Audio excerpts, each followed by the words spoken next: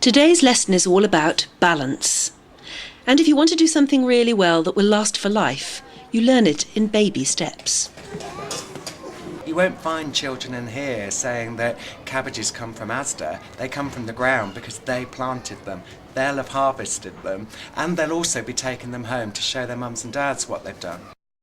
We do see a lot more children who are overweight and families who do need some help with actually providing the correct nutritional needs for their children.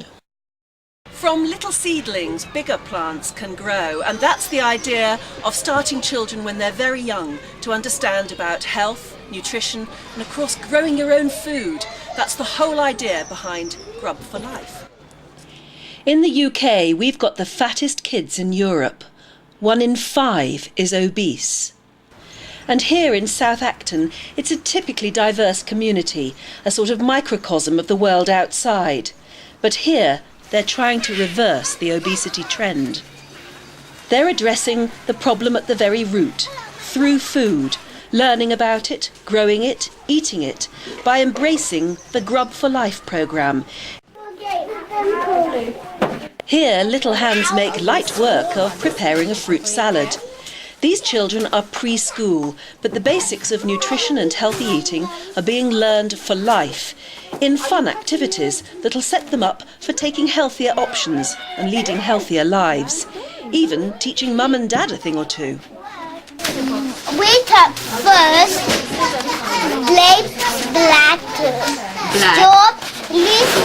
Strawberries? bananas, and bananas. Anything else? Who else has cut something else? What else have you cut up? Oranges. Oh, we started cooking, what we done? We did wash our hands. Because later everybody will eat it. Yes, we all are going to taste it.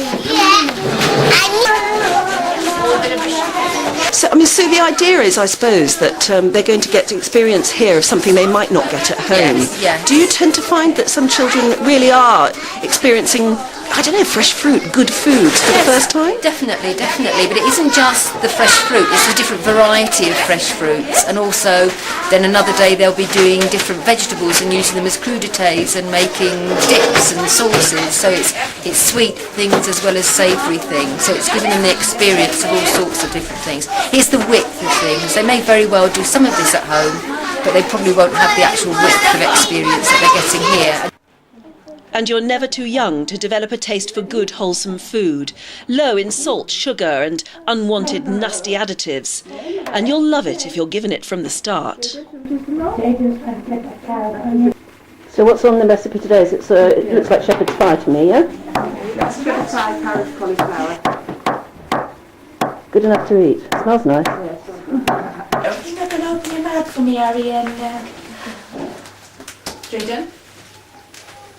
Oh, well done. So Nigel, we got babies here, and the nutrition starts even in babyhood. Absolutely. The children start here at 6 months, so very often we're working with the parents to help them through the weaning process, which can be a particularly difficult time. Then, of course, at each stage, as we move on to toddlers and even onto family food, we go through all the problems of fussy eaters, of preference changing, abusing, challenging and refusing food as a weapon against mum, and all of those things we work with the staff here and the parents to help them get through it and just make good food and enjoying food a normal part of life. Fruit and veg is enjoyed with as much relish as other kids munch crisps and biscuits. It's simply part of everyday life. Do you like apple or banana? I don't know. So here we seem to have a bunch of kids who, they don't seem to question the fact that they're being offered fruit. They're not being offered crisps or biscuits like you would get in a lot of nursery schools. It's fruit. What's behind that sort of philosophy, that approach? Really simple. A basic foundation of good nutrition starts at an early age, and good health is the foundation for education. We really believe start at the beginning. We've got children here from 6 months old to 5 years. We have weaning menus, toddler menus, family food menus, all of which include fruit and vegetables as a matter of course. There's nothing exciting about it, it's just simple common sense and good nutrition from day one. And you think that, given that it is very simple information, would be easy enough to just filter into every nursery school in the land. Why does it need sort of special encouragement, special attention? The role of a children's centre is so broad and so vast that we really feel providing a nutrition tool like Grub for Life means that it's something that can be put into practice very, very simply. The toolkit is there to pick up and start working with. It's taken 3 dietitians 6 months to put this together. How on earth inexperienced teaching staff with no nutritional background are supposed to do this on their own? I don't know. So it's a toolkit to pick up and start working with right from the beginning.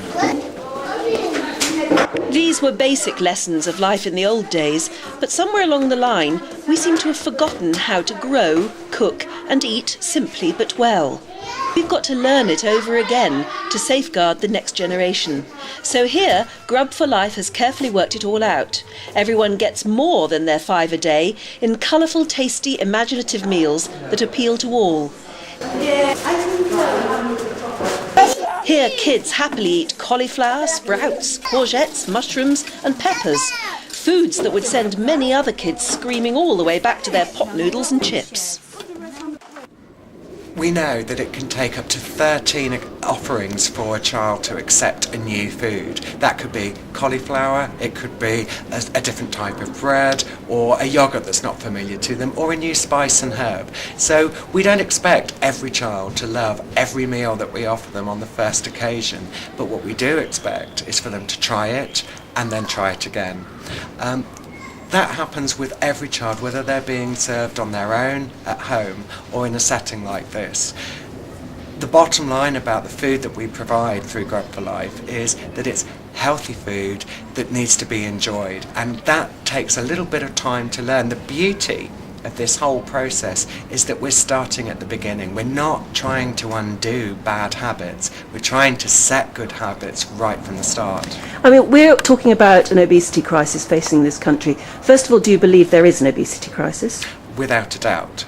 And I've spent years working at the other end of the scale trying to undo the problems of people who have had generations of bad habits introduced along the way. That's what inspired me to work on Grub for Life. This is an opportunity to start from the beginning, get things right at the outset, and actually prevent the obesity crisis running into the next generation. I mean, there are lots of sceptics who say, well, all right, even if obesity is a social epidemic, that it's just too big a problem to challenge, to handle. Do you believe that? I mean, or can we change the way society eats and the way we view our food?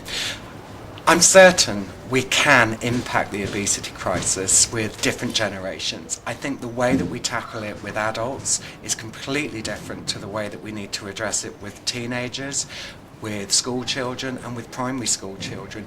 My belief, though, is that if you can start off on the right foot, you don't have to then start addressing bad habits that have been picked up. If we wait until children get to primary school, it's often too late. The preferences are laid down in stone there, and you're going to spend the rest of your life trying to undo those. Well, this is a small patch of area that was originally designed as a quiet garden for the under 3s, and under 3s don't really need a quiet garden, so we've decided to develop this into an allotment. And this is where we're really going to start to involve the parents, not just in preparing it, but actually designing it. Involving the parents, involving the children to actually say what they'd like to grow, and actually designing it from scratch. What sort of things do you think you will grow? Well, sometimes it's quite difficult because what we really need to do is have some advice. One of our teachers is married to a gardener, so it's very nice to take some advice and actually have things that come that we can harvest at different times of the year. So the sorts of things we know young children are like are the cherry tomatoes, the strawberries, carrots. All the things that they can actually pick and eat without necessarily cooking them. Sadly, not all children's centres are quite like this one. This is pretty much a flagship concern.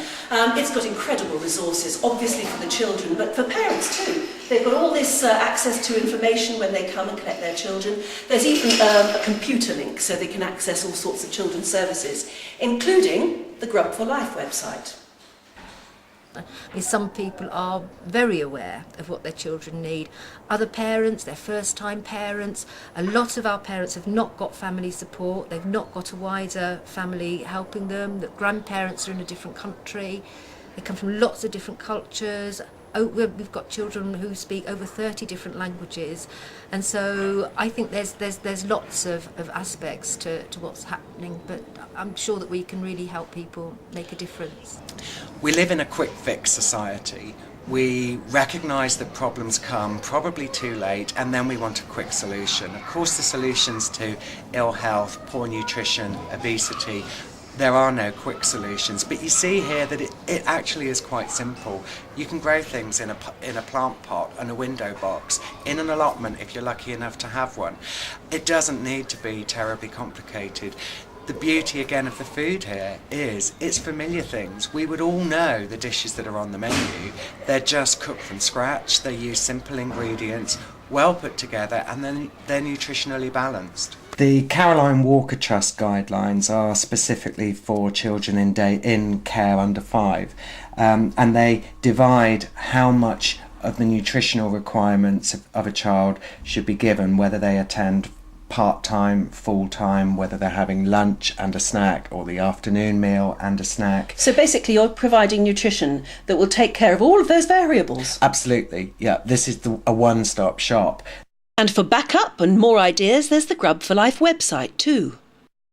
You might be surprised to know, as well as being a dietitian, I'm a real foodie and I love my food, and that's what I want the children here to understand. This isn't just about eating crudités and seeds and shoots. This is about enjoying cakes at appropriate times. It's about enjoying roast potatoes occasionally, Yorkshire puddings occasionally, bravies, all the sorts of things that we love to eat. None of those foods, it's not about good and bad foods. This is about good and bad diets. And that means striking that ever elusive healthy balance. And I think we're doing it here right from the start. How can you possibly do that though with a generation of children when what they do in the evening is go home, turn on the television, and they are absolutely inundated with advertising? The way that we have to make sure this continues outside the centre is also by engaging and working closely with the families and the parents. And that's where the Grub for Life website really comes into its own.